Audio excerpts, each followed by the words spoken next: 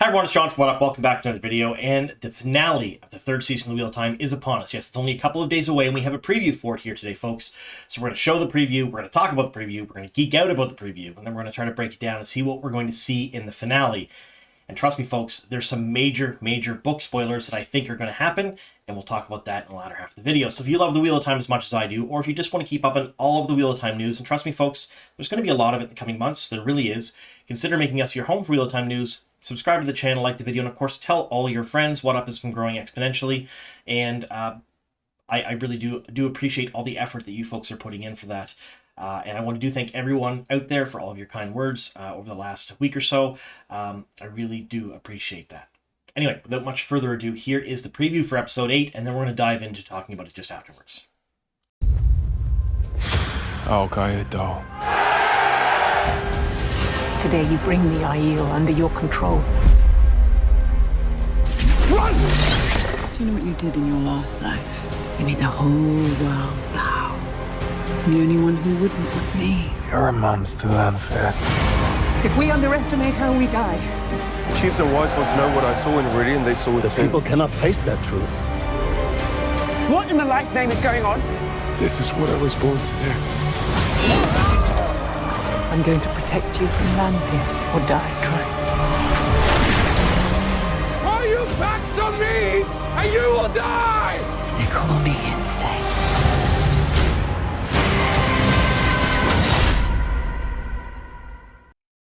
Absolutely wild, folks. This is the finale of season 3. What a wild ride it's been. I for one am very excited for this. We're going to do a ton of videos on this the next couple of weeks and months, probably. But we're going to walk through this teaser. So you'll notice right now that the Red Hand of Doom is up there, the spoiler hand for book 14. And there is a very good reason for that, because we see some stuff in this teaser that is incredibly spoilery for much later on in the book series than any of us would really expect. But we're going to talk about that. So if you haven't read the entire Wheel of Time book series, that's The Eye of the World Through a Memory of Light by Robert Jordan and Brandon Sanderson, and haven't seen the show, I guess that goes without saying. Before Warren, going to ruin plot points and character arcs from both mediums.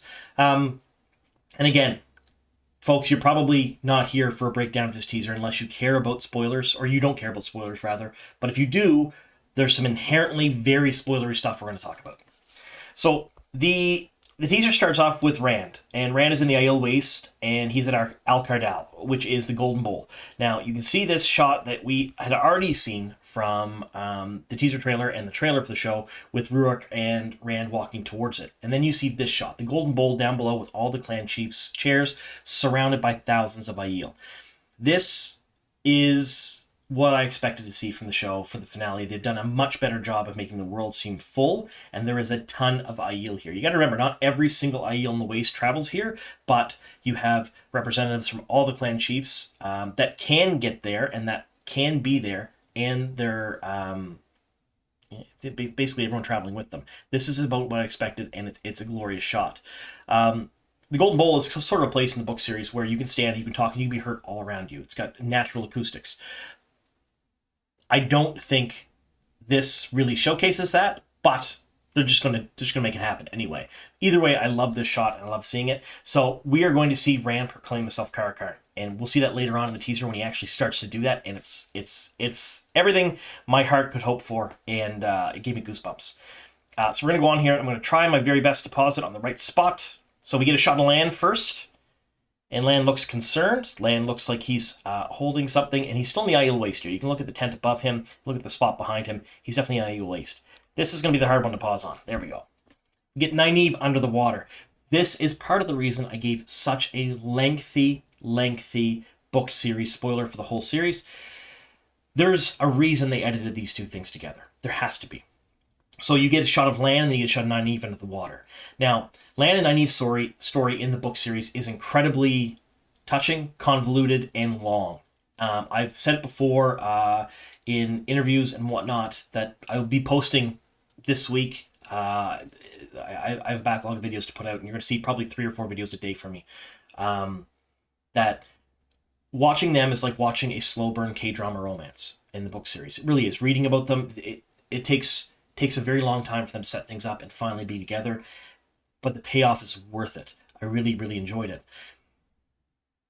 Lan's story in the books is after Moiraine dies in the Fires of Heaven book 5 of the Wheel of Time, or leaves the book series till book 13 anyway. For all intents and purposes, she's dead, but she does come back. His bond is passed off to another Aes Sedai, Miriel. We've already kind of sort of seen that whole storyline where she rejects him and he gets all sad and kind of like mopey in season 2. Personally, I think that storyline kind of went on just a little too long for that season. I wanted to see more of Lan and Moiraine together rather than apart. But they've already showcased that part. So I think what we're going to start seeing, probably not this season, but later on, is the storyline where when Lan is passed on to Miriel, they are with the rebel Aes Sedai in Saladar. And Egwene is the Amyrlin of those rebel Aes Sedai. And she gives Lan a very special mission. Go protect Nynaeve while she's in Ebudar. And she phrases it in such a way to just go do it, and he takes off and just goes. I've said forever that the Tanchico and storyline in season 3 has a lot of elements and aspects of the Ebudar storyline in the book series, because they are very similar. They go to a city, they look for a thing, they try to find the thing, bad things happen, then they find the thing. If that makes any sense. And the Tanchico storyline is the domination bands that could control Rand, or any man who could channel, and the Ebudar storyline is the bowl of the winds that can control the weather. For those of you who haven't read the books, I'm going to do full book breakdowns here on the channel over the next couple of months. We're going to talk about every single storyline, everything that goes on. So if you don't plan on reading the books, those are going to be the videos for you for that. But when he goes to Ebudar, Moghedion's in Ebudar and uses Bailfire to kind of destroy the boat that Nynaeve is in. And when that happens, Nynaeve is dumped into the river. And when she's dumped into the river, or the harbor rather, she starts to drown. She's trapped inside. She can't get out. She is trying to embrace the source, but she can't. She's not angry. She's panicking. And she finally gives in. She finally gets past her block of having to be angry to channel. She channels Saedar for the first time, untethered, so to speak, busts her way out, and then gets up on the sea folk ship that she's going to. Lan, of course, dives into the harbor and grabs her and whatnot, and then they're together. They get married shortly after that. Again, big spoilers, but all of this happens in book 7.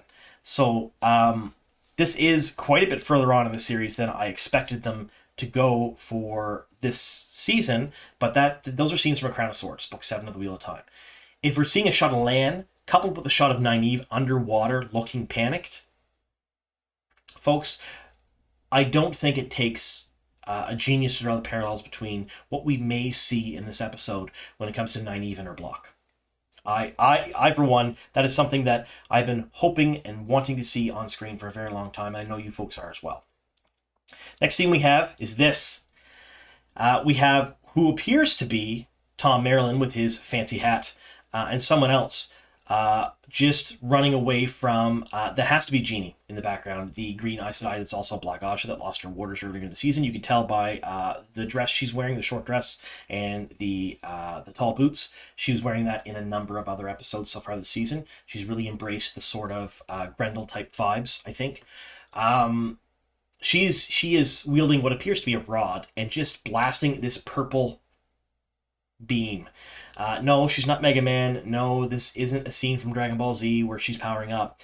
This appears to be the Bailfire rod that we've talked about extensively here on the channel, that has been stolen from the 13th Depository in the show. So I think we're going to get to see actual effects of Bailfire on screen in episode 8, which is again wild.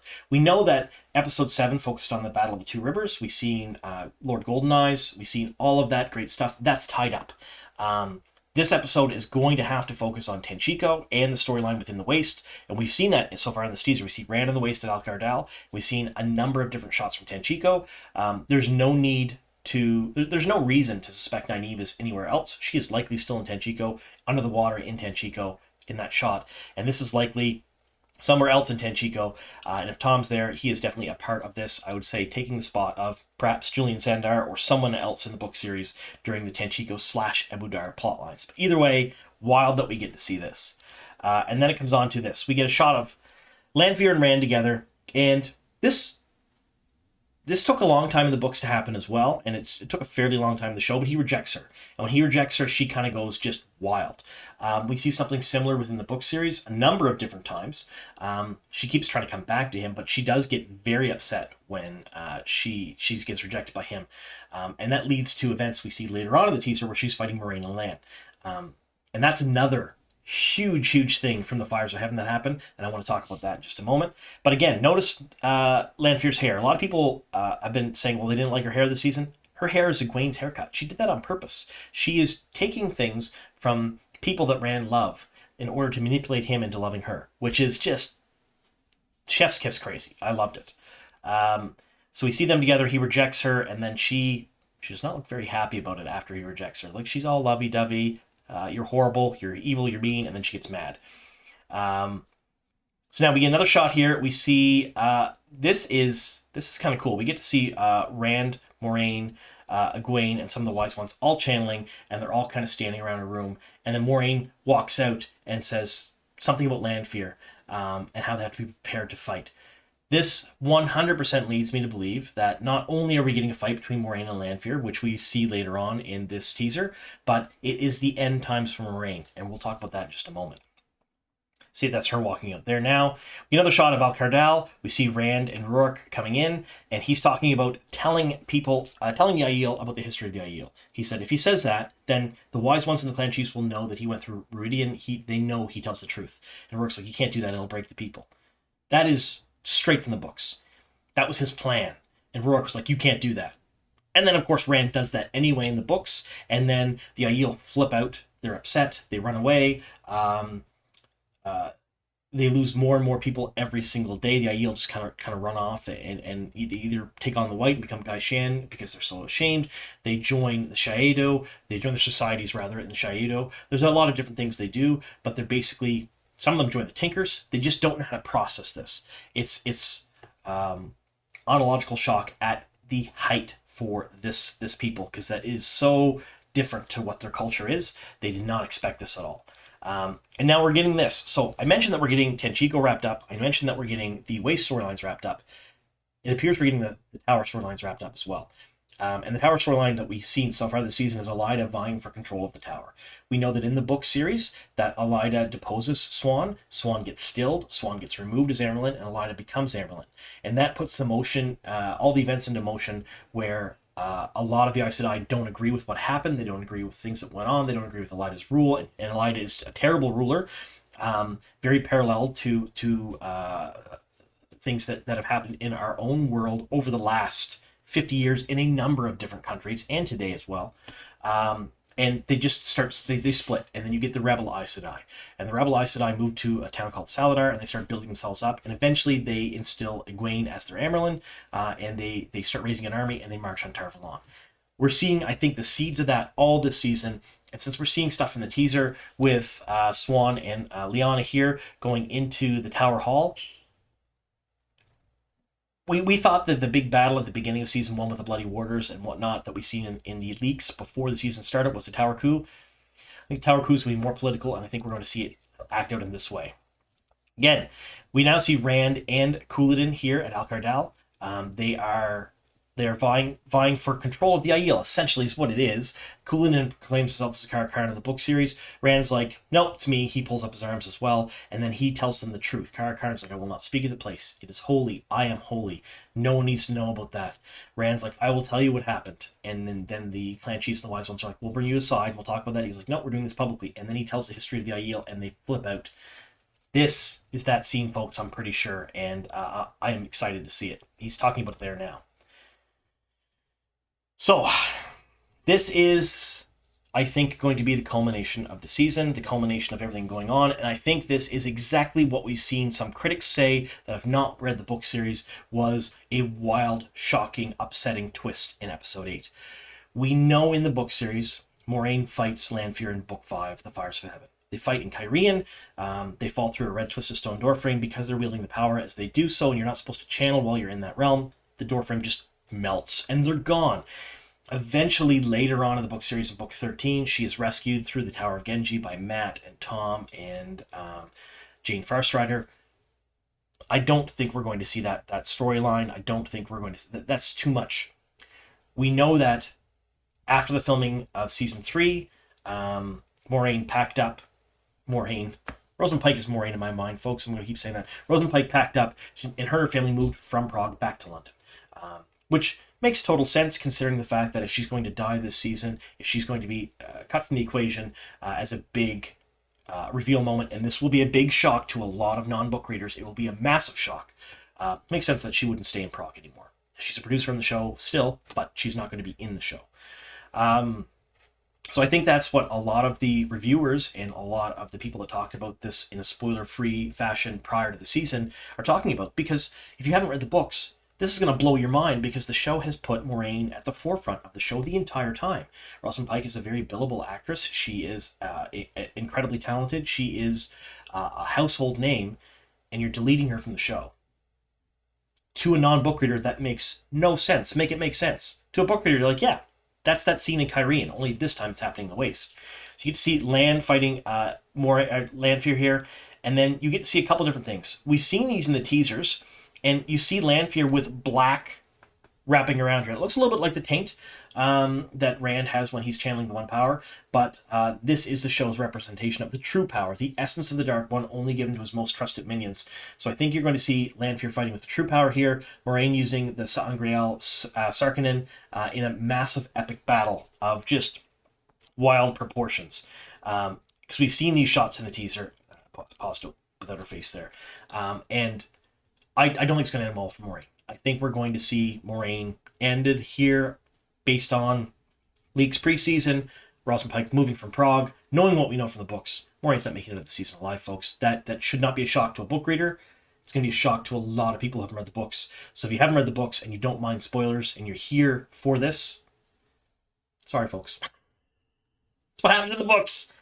We know the shot of Elaida in the tower, and here she is just... you see the roses in the garden outside of her window there. I think we're going to see her take over the tower. The tower coup is going to happen this episode. 3 major events. Alcardal and the fight with Lanfear in the Waste. Tenchiko, fight with Malkedian. We're likely getting some major Matt moments this episode too, considering that there has been IMDb updates that there's a creature actor going to be acting as a creature in episode 8. And we're getting the tower plot lines. There's going to be lots to unpack here, folks. Again, here, Lanfear with all of that black around here doesn't look like traditional channeling we've seen in the show. That is 100% the true power. She's wielding the pure essence of the Dark One in this, which is great because they've already kind of bookended this a bit with her appearance as Miriel Sadai in the Age of Legends during Rand's flashbacks, where she was looking for a new source of power for everyone to use. The new source of power ended up being the Dark One, folks. She released the Dark One because she's terrible. Yeah. And then you have Rand here. Rand's in Alcardal. No Couladin. Couladin is not down there with him anymore. He was in the last shot. Couladin has probably got angry and ran away after what Rand said. And you see Rand channeling. In the book series, Rand channels a whole lot and he makes it rain. And he makes it rain. The Aiel just freak out. Most Aiel in the Waste have never seen rain. That's not a thing to them. I'm not saying that's what we're seeing here, but we are seeing him channeling, we are seeing him angry, and we are seeing him talking about being the Karakarn and that he will break them. And there's going to be a lot of powerful moments in this episode. You see Moiraine on her knees here, Lanfear above her, looking just kind of like the cat that got the cream, folks. She has won. That's what it looks like here. Again, another shot of Moiraine. This shot here, I'm glad I paused it like this. This is Siuan. It looks to be in the hall of the tower from the pillars behind her, and she looks upset and defeated. Tower coup, anyone? I think we're seeing that for sure. Lyanna, again, on the ground crying. In the book series, Tower coup happened when she was in her study. Her warder was killed. She didn't notice. It's always a bone of contention for me. I didn't like it. And then they stilled her and then put her in a cage, like basically put her in a dungeon. Here, I think it happens in the Hall of the Tower. You see Lyanna on the ground crying, Siuan looking upset and shocked in the Hall of the Tower. We know this is happening at some point or another, likely happening here. Great thing for finale. Remember I mentioned the rain? Here's a rainbow in the Waste. The Waste doesn't have rainbows. There's not enough moisture in the air to give it rainbows. So they're going to see a rainbow for the first time. Is that Rand calling rain? I don't know. It's possible. I think this is more likely due to the fact of the big battle between Lanfear and Moiraine, but we'll have, that remains to be seen. And then it sort of ends there. So let's bring me back up big, and we'll discuss this just a bit more, folks. All right, so wild teaser, a lot to unpack here, folks. We walked through it there. There are so many things there. Episode 8 is going to be wild. It is. And enjoy this. Enjoy this, folks. For those of you who joined the show for the first time this season, and I know a lot of you out there, we're talking thousands of you that are new to the channel, found the Wheel of Time, watched all 3 seasons kind of together at once. You're new to the show. Enjoy this. The time between seasons in the show is long. Right now, we don't have a renewal for season 4, which is wild to me at this point. Why have they not announced this?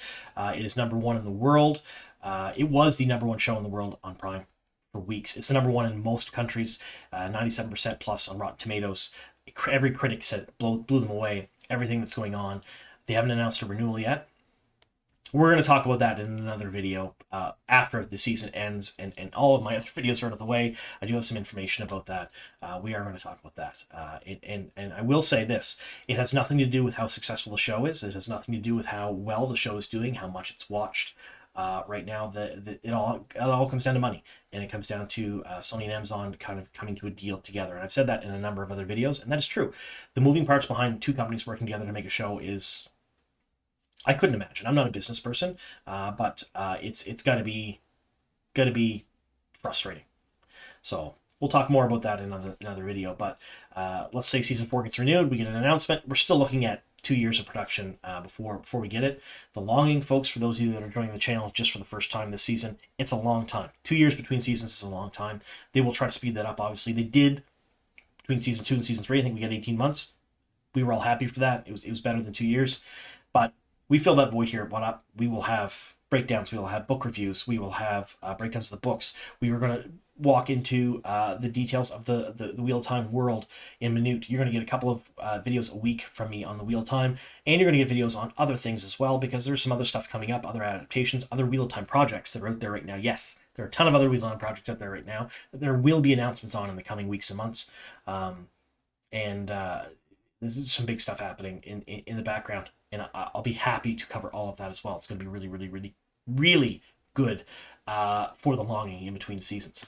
Anyway, yeah, so wild preview. I super enjoyed it. It was it's going to be a wild ride this next week and a half, folks, when episode 8 drops and everyone gets to see it and we all know what's going on and where it ends.